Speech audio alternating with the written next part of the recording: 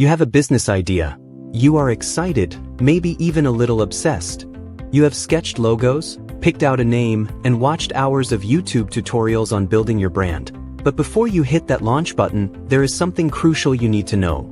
Most startups do not fail because of bad luck or lack of passion. They fail because the founders never asked the right questions before starting. In this video, we are diving deep into the 10 essential questions that can make or break your business before you even go live. By the end, you will know if your idea is ready or if it needs a total reboot. Let us start with the most fundamental and most ignored question. What problem are you really solving? If your idea does not solve a real problem, it is a hobby, not a business. People do not pay for nice-to-have features. They pay for painkillers, not vitamins. Think about Uber. They did not invent taxis. They solved the frustration of waiting for one. Dropbox did not invent cloud storage. They solved the pain of losing files between devices.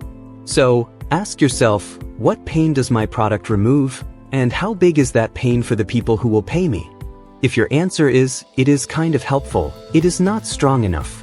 Here is a tip: write your idea in this format.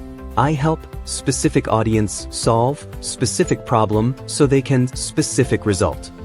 That one sentence can redefine your entire strategy. If you are trying to sell to everyone, you are selling to no one. Before launching, get crystal clear on who your business is for. Do not just say, women aged 18 to 35. That is not an audience. That is a census. You need to know what they care about, what frustrates them daily, and what they Google at 2 in the morning. For example, if you are building a productivity app, is it for students who want better grades, freelancers managing clients, or parents balancing work and family? Each group has different pain points, spending habits, and triggers. When you know your exact audience, everything gets easier: your pricing, your branding, even your TikTok ads. Let us be real. Whatever you are planning, someone is already doing it. So, the question becomes, why should they choose you? This is where your unique value proposition comes in, the why you factor. Maybe your product is faster, your experience is more human, your design is cleaner, or your brand voice feels like your audience. Look at Notion. There were a dozen note-taking tools before it, but Notion made organization aesthetic and personal. Your edge does not have to be revolutionary. It just has to be relatable, valuable, and visible. Can your business grow, or will it break the moment things go well? Scaling is where 80% of startups crumble. If you got 1,000 customers tomorrow, would you celebrate or panic? Ask yourself, can I deliver consistently at scale? Can I automate parts of this process? Is my pricing sustainable when I grow? If you cannot multiply your output without burning out, you are not building a business, you are building a bottleneck. Here is a hint: systems, automation, and delegation are your best friends here. You do not need $1 million to validate your business idea, just a handful of real people willing to pay for it. Before launch, create a minimum viable test.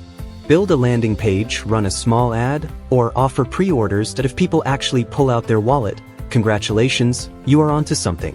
But if nobody bites, that is data, not failure. It means your messaging, pricing, or target audience needs tweaking. Remember, feedback before launch is free. Feedback after launch is expensive. What makes you dangerous in your niche?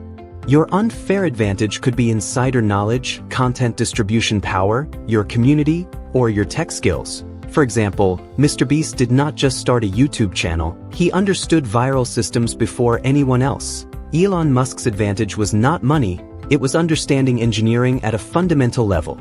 Find your unique edge. That is what makes copycats irrelevant. It is not just about what you want to build, but what you can sustain. Ask yourself, what tools do I need? What skills do I lack? Can I outsource what slows me down? You do not need a 10-person team on day one. You just need clarity on what matters most to launch efficiently. Here is a pro tip: invest in leverage, automation tools, templates, artificial intelligence. They will save you hundreds of hours. A great product with no audience is like a diamond buried underground. Before you launch, ask, how will people find you? Will it be through content marketing, YouTube, TikTok, partnerships, or ads? If you are building in silence, no one is going to show up. Marketing is not an afterthought, it is part of your product. Here is a rule. If you cannot explain your idea in a 10-second TikTok, it is too complicated. Every business involves risk, time, money, reputation. Before you launch, identify your worst-case scenarios. Can you handle 6 months without profit? Can you pivot if your niche flops? This is not negativity, it is preparedness. The best founders plan for turbulence before takeoff. Launching a business is exciting, but sustaining one? That is endurance. The first 6 months test your patience, mindset, and consistency. If you are only in it for quick wins, you will burn out fast. The entrepreneurs who win are not always the smartest. They are the ones who kept learning and kept showing up. Business is not luck, it is iteration. So before you launch, sit down with these 10 questions. Clarity before launch saves chaos after launch. Comment below with your business idea.